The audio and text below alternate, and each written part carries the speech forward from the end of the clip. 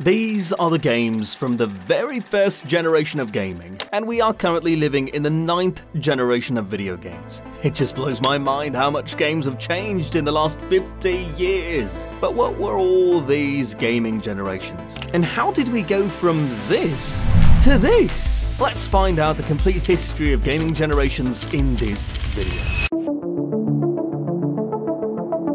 So let's come to the first generation of games, aka Pong, which was an arcade game. It was the best game of the first generation of gaming. And the amazing fact is that there were almost 800 consoles in the first generation, but alas, it didn't last that long. You can also call this generation 1-bit games, which means only 2 colors, black and white.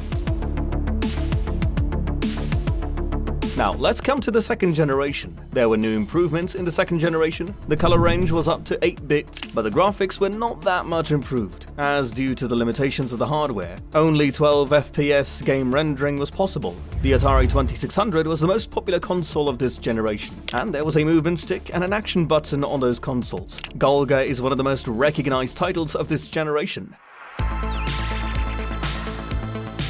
I don't think I need to tell you about the next generation. The best console of this generation was the Nintendo Entertainment System, aka NES. And we all have played games on this console: Super Mario, Contra, and Mighty Final Fight. And this generation did what no other console could do. Where consoles like the Atari 2600 had only one function and movement, Nintendo had 2 functions and features like jump and attacks. In a few games like Double Dragon, this button was for kicks and punches instead of jumps, and Atari used the move up button for jumps. There was a lot of focus on graphics in this generation, because in Atari 2600, where it could run a maximum of 8 color palettes at a time, the Nintendo Entertainment System could simultaneously render 32 colors, which means more pixels and more detailed characters. In this generation, they did not focus on sounds at all, because the NES had only 3 sound cards, whereas Atari had 5.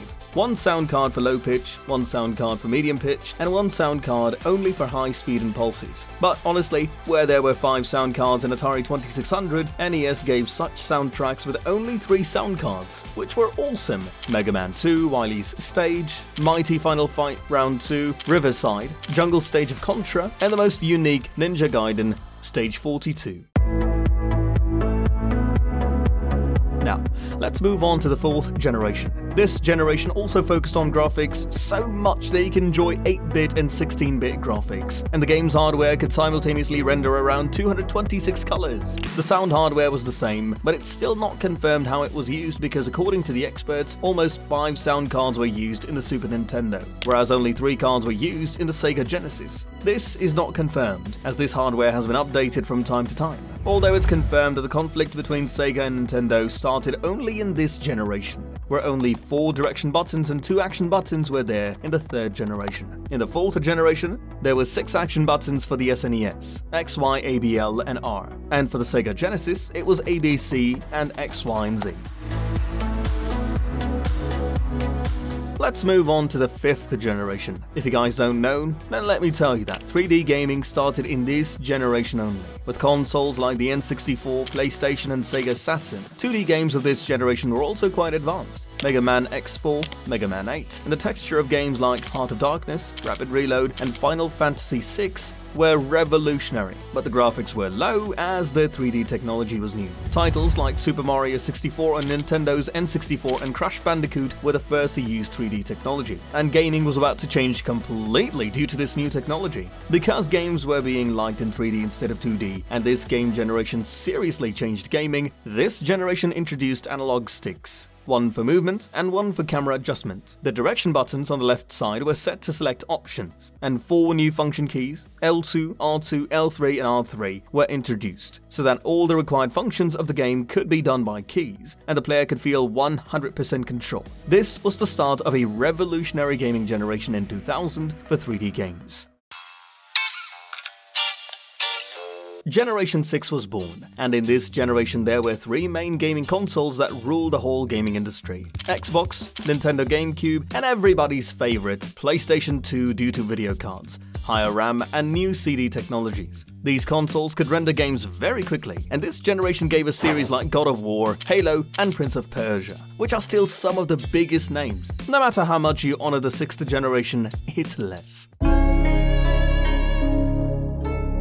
Now, let's look at the 7th generation. You can assume this generation includes the PlayStation 3, Xbox 360, and high-performance video cards were used in this generation for graphics, and the amazing thing is that even after not being so powerful as compared to the last generation video card, the graphics of these consoles could almost render 25 Polaroid images, such as in games like God of War 3, GTA 5, and Assassin's Creed, where the characters were quite realistic but the quality was not that much. But this generation is known for its tinkering. Fun fact, the US Air Force needed a supercomputer, but they didn't have the budget to afford it. Hence, they developed a supercomputer by arranging 1,760 PlayStation 3s. This generation introduced one more thing, which is called trigger buttons, and due to these keys, open-world games like the GTA series and Watch Dogs and racing games like the Need for Speed franchise greatly benefited, as these buttons were very useful for checking how much it's pushing the accelerator and how much smoother the driving is. This generation is over after the Xbox 360 and PlayStation 3 were declared dead.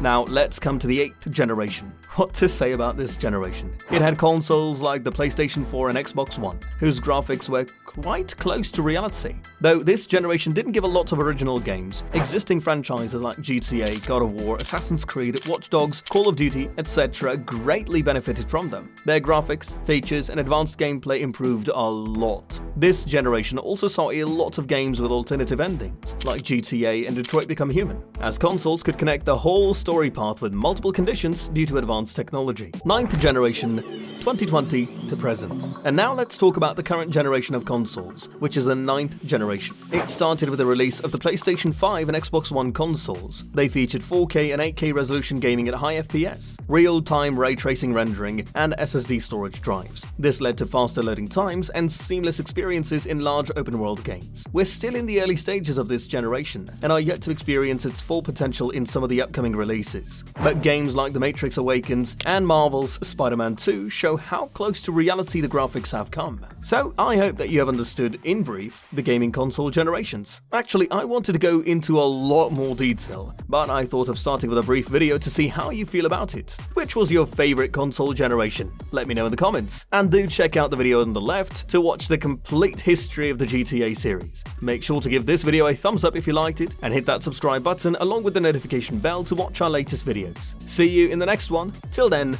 adios.